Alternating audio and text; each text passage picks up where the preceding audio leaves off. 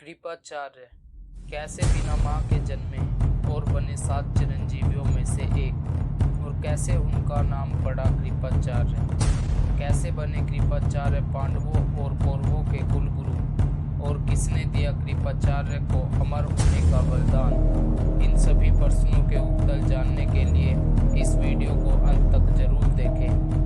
महाभारत की कथा अनुसार ऋषि साल्तवान महर्षि गौतम के पुत्र थे, जो धनुष और बाणों के साथ जन्मे थे। उनकी रुचि वेद अध्ययन से ज्यादा धनुर्विद्या में थी और वे धनुर्विद्या में निपुण बने। एक बार ऋषि साल्तवान घोर तपस्या में लीन हो गए। देवराज इंद्र उनकी धनुर्विद्या और तपस्या से भयभीत होने लगे और उन्हें स्वर्गासन की चिंता सताने लगी। उन्होंने साल्तवान की तपस्या में विघ्न डालने के लिए एक सुंदर देवकन्या जानपति को धरती पर भेजा, जो साल्तवान की तपस्या भंग करने के लिए प्रयास करने लगी। ऋषि साल्तवान जानपति की सुंदरता पर मोहित हो गए और उनका वीर्यपात हो गया। यह देखकर ऋषि साल्तवान वहां से चले गए।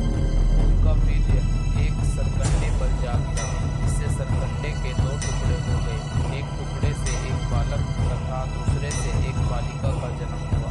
उसी समय हस्तिनापुर के राजा शांतनु वहां से गुजरे। राजा शांतनु की नजर वन में उन दोनों बालक बालिकाओं पर पड़ी और राजा उन्हें अपने साथ ले गए और उनका पालन किया।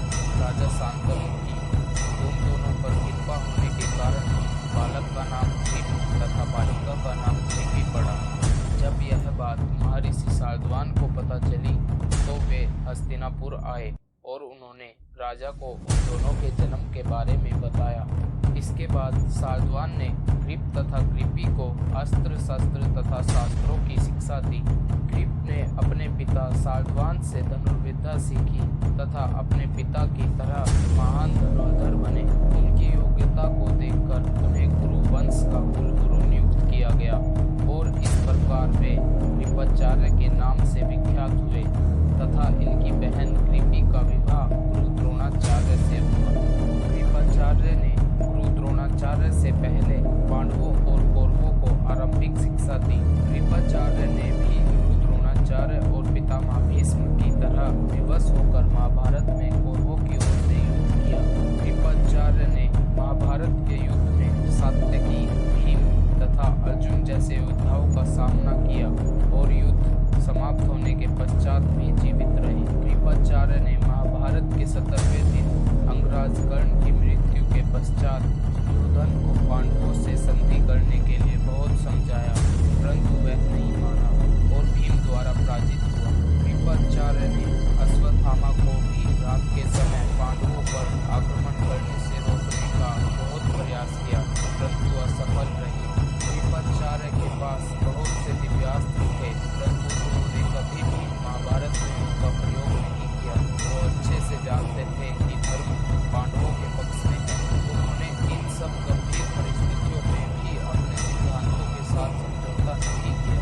महाभारत युद्ध में उनकी इसी धार्मिकता और निष्पक्षता को देखते हुए भगवान श्री कृष्ण ने उन्हें अमरता का वरदान दिया और इस प्रकार कृपाचार्य 7 चिरंजीवियों में से एक बने और उन्होंने अभिमन्यु के पुत्र राजा परीक्षित को भी शिक्षा दी और उसके बाद हिमालय चले गए। अगर आपको ये स्टोरी पसंद आई हो तो वीडियो को लाइक, कमेंट और शेयर करें। ऐसी ही और